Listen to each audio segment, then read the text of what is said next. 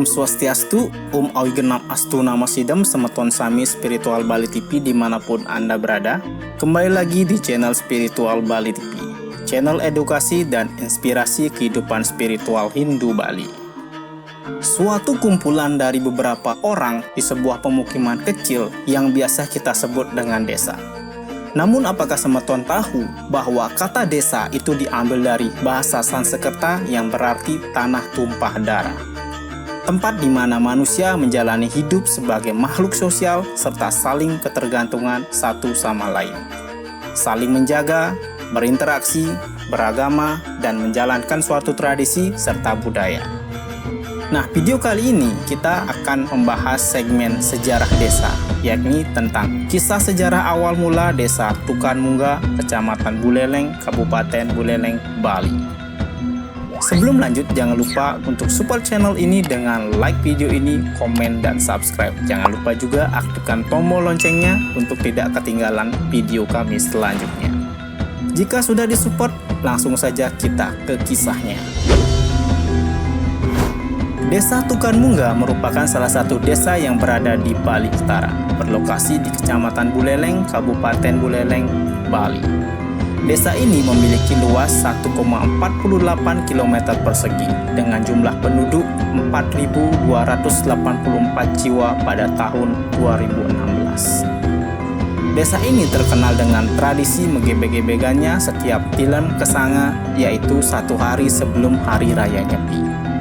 Desa yang diberi nama Tukan Mungga ini memiliki kisah sejarah yang dipercayai oleh para leluhur serta sesepuh desa bahwa tempat ini dulu memiliki sungai yang sangat bening sekali. Akan tetapi, sungai tersebut sangatlah angker sehingga penduduk tidak berani mandi di aliran sungai tersebut. Jangankan mandi, melewati sungai itu saja orang tidak berani karena keangkerannya. Konon dahulu kala, di tempat ini ada seorang putri yang sangat cantik jelita. Datang melewati sungai itu dan tertarik dengan kejernihan airnya. Putri ini merupakan titisan dewa yang bernama Dewi Ayu. Kecantikan putri tersebut sangatlah sempurna, memiliki paras yang ayu, berkulit putih, dan rambutnya terurai hitam, lembut, dan sangat panjang. Putri Dewi Ayu kemudian tertarik mandi di aliran sungai yang bening tersebut. Rambutnya yang panjang pun terurai terbawa arus sungai hingga ke muara pesisir pantai. Karena putri tersebut tidak hanya cantik saja, melainkan ia juga sidi atau sakti. Di saat itu pula konon ada seorang raja bernama Gempu Awang yang sangat tampan kebetulan berlayar. Melihat rambut yang terurai panjang di muara sungai, sang raja pun penasaran serta terkesima. Ia berpikir bahwa si pemilik rambut ini pastilah seseorang putri yang sangat cantik jelita. Tanpa berpikir panjang, si Gempu Awang membelokkan perahunya menuju aliran sungai untuk menelusurinya dengan mengikuti uraian rambut tersebut. Setibanya di sana, alangkah terkejut dan terkesimanya si Gempu Awang ketika melihat seorang putri yang sangat cantik bagaikan bidadari dari kahyangan sedang mandi di hadapannya. Seketika si Gempu Awang matanya terbelalak, pikirannya menerawang, dan hatinya terpesona melihat keindahan tubuh putri Dewi Ayu dengan penuh nafsu. Si Gempu Awang mencoba mendekati sang putri tanpa ragu-ragu untuk mengungkapkan isi hatinya serta berniat melamar putri Dewi Ayu untuk dijadikan istrinya. Melihat seorang laki-laki yang tidak santun mendekatinya di saat ia sedang mandi, bahkan menyatakan diri ingin melamarnya, membuat sang putri menjadi marah. Yang akhirnya, dengan kesaktiannya, sang putri mengutuk si Gempu Awang dan perahunya menjadi sebuah batu besar. Batu tersebut menutupi badan sungai, sehingga aliran sungai menjadi tersumbat yang mengakibatkan sungai pun meluap ke daratan.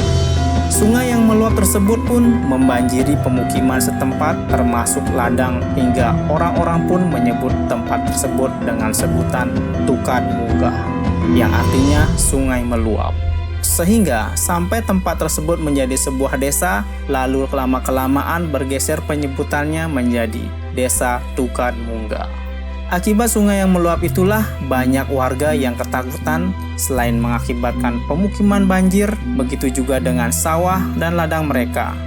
Tak hanya sampai di sana, beberapa kejadian aneh pun terus terjadi seperti banyak hama wereng dan tikus menyerang sawah mereka, sehingga petani pun gagal panen. Sampai akhirnya warga menanyakan pada sesepuh atau tetua setempat, kemudian sesepuh mendapat pausik atau petunjuk bahwa di desa tersebut harus dilaksanakan pecaruan yang jatuh pada Sase Kesanga dengan menggunakan godel atau anak sapi yang dijadikan simbol buta kala. Pecaruan ini tentunya bertujuan untuk membersihkan seluruh kawasan desa, sir energi negatif sehingga tidak ada lagi kejadian-kejadian aneh yang menimpa desa termasuk warganya. Tradisi ini pun sampai sekarang dikenal dengan sebutan megebek-gebegan godel setelah pelaksanaan pecaruan Taur Atu Kesanga. Semeton dapat menonton videonya di pojok kanan atas. Lalu bagaimana nasib si Gempu Awang? Diceritakan bahwa si Gempu Awang dan perahunya yang dikutuk menjadi batu besar sampai sekarang berada di hulu sungai dan diberi nama Batu Perahu. Karena keangkeran sungai tersebut, maka sampai sekarang sungai tersebut diberi nama Tukat Bangke, yang merupakan sungai perbatasan antara Desa Tukan Mungga dengan Desa Pemaron. Nah, itu dia kisah sejarah keberadaan Desa Tukan Mungga yang diceritakan oleh para leluhur desa dan sampai saat ini melekat dan diyakini oleh masyarakat Desa Tukan Mungga secara turun-temurun.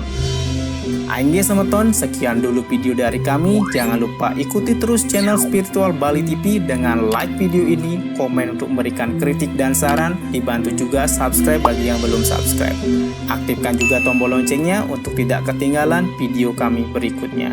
Bagi Semeton yang sudah subscribe, kami ucapkan terima kasih banyak atas dukungan Semeton sehingga kami lebih baik lagi di dalam menyajikan konten seputar edukasi dan inspirasi spiritual Hindu Bali. Bagikan video ini sehingga dapat bermanfaat dan mengedukasi Semeton lainnya. Sukseme, salam spiritual Bali TV. Om Santi, Santi, Santi.